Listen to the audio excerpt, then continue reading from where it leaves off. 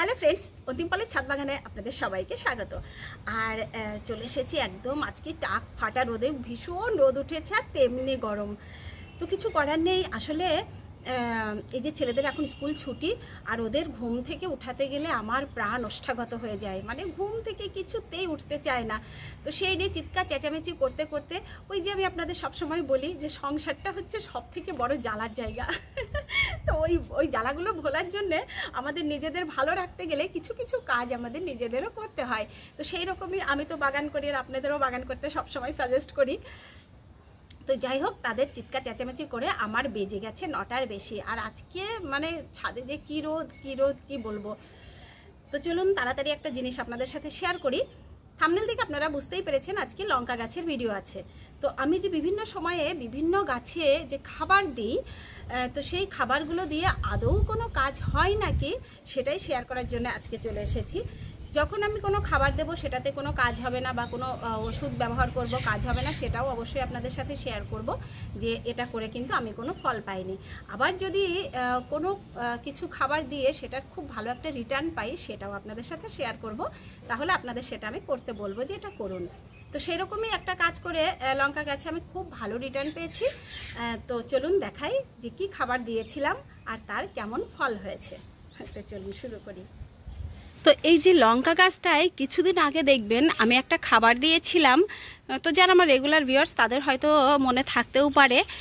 তো সেই খাবারটা দেওয়ার পরে গাছের রেজাল্ট দেখুন, শুধু লঙ্কা ধরেছে গাছটায়। আমি নিচ থেকে দেখাই, বুঝতে পারবেন। এই দেখুন, একদম গেথে লঙ্কা এসেছে, প্রচুর পরিমাণে লঙ্কা ধরেছে। প্রত্যেকটা ডালে ডালে কিন্তু এই রকমই লঙ্কা আছে। এই দেখুন, এদিকেও প্রচুর লঙ্কা ধরেছে। তো এইটা কিন্তু আমার এই লঙ্কা গাছটার সেকেন্ড ধরা। ফার্স্ট ধরাতেও এরকমই লঙ্কা হয়েছিল, আপনারা দেখেছিলেন, প্রচুর লঙ্কা হয়েছিল, কিন্তু তখন গাছটা ছিল একটু ছোট, এত বড় কিন্তু ছিল না। আর এখন গাছটা বেশ একদম বড় হয়ে বৃক্ষের মতো হয়ে গেছে। আর আপনারা জানেন লঙ্কা গাছ কিন্তু একটা লঙ্কা গাছ 2-2.5 বছরও লঙ্কা দিতে পারে, সেটা একদম প্রমাণিত। আমার নিজের গাছেও দিয়েছে এর আগে, তখন আপনাদের সাথে আমার চ্যানেল ছিল না।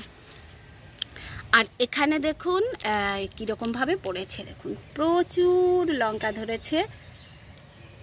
এই দিকেও ভেতরে ভেতরে যা লঙ্কা ধরেছে, মোটামুটি 1 মাসের লঙ্কা কিন্তু আমার এখানে ধরে গেছে।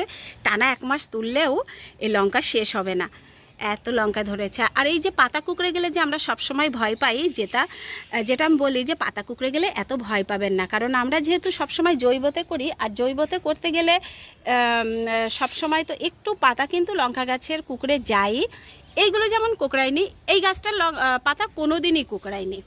মানে এই যে প্রথম থেকে যে এই পর্যন্ত লঙ্কা দিচ্ছে অনেক দিনই, কোনো দিনই কিন্তু এর পাতা কোঁকড়ানোর রোগটা আসেনি। সেটা এমনিতেই আসেনি। ওই যে আমি মাঝে মাঝে আগে ফ্রিজের জল দিতাম, এখন তো সেটাও সবসময় দেওয়া হচ্ছে না। আর খোল সার যেমন দিই ওরকমই মাঝে মাঝে দিই। তো এই গাছগুলো ভালোই আছে। এখানে আছে 4টে গাছ। তো 4টে গাছের মধ্যে আমার একটা গাছের কিন্তু পাতা কুঁকড়েছে। তবে কুঁকড়ে গেলে কি হবে, এটা কিন্তু লঙ্কা আসা কোনো দিনই বন্ধ করেনি। তো যাই হোক, লঙ্কার কোয়ালিটিটা হয়তো একটু অতটা ভালো হচ্ছে না, কিন্তু লঙ্কার ধরাটা থেমে নেই। আর এটা প্রথম যখন হয়েছিল তখন থেকেই এর কিন্তু একটু পাতা কোঁকড়ানো রোগটা রয়েছে।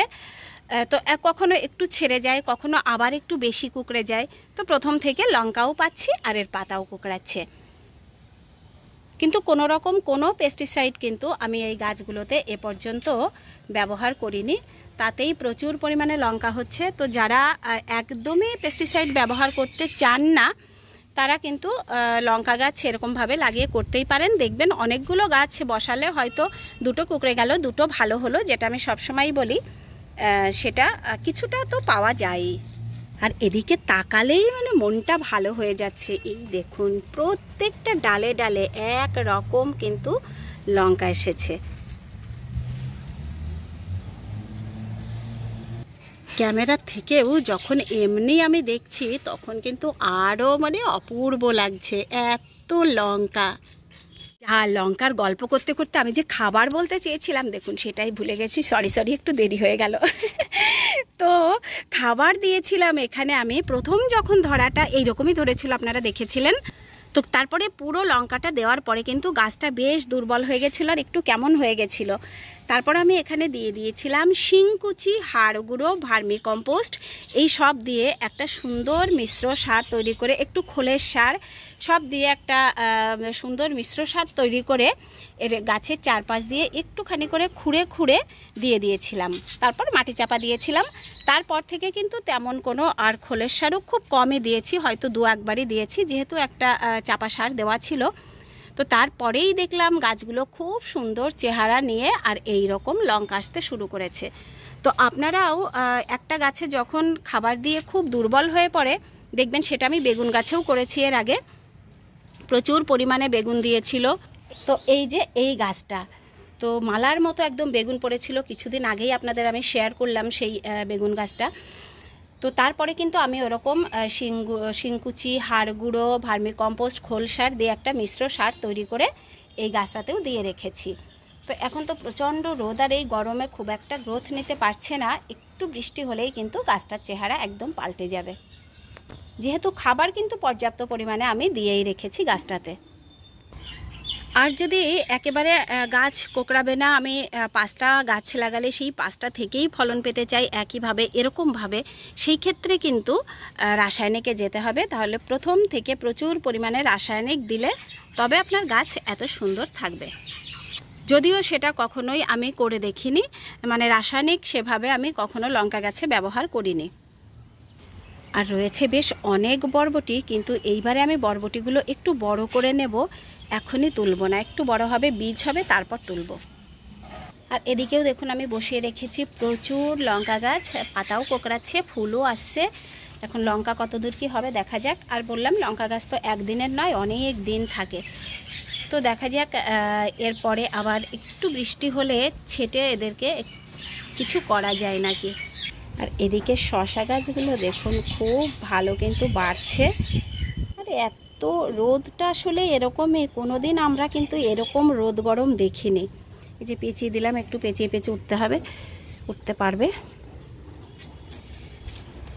তো এত গরমে গাছগুলো সত্যি কথা এত ভালো চেহারা থাকে না, একটু কেমন জ্বলে যায়, এটা এদের সে একটু নিস্তেজ নিস্তেজ থাকে।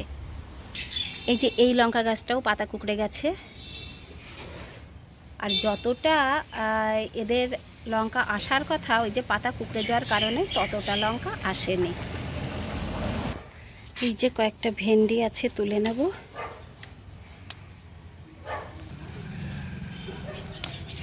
তিনটেই আছে আজকে, তুলে নেব। একটু ডাটা,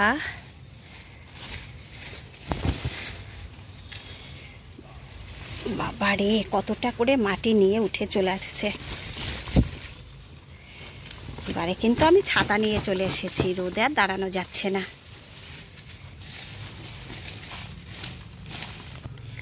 একটু সাদাটাও তুলে নিই।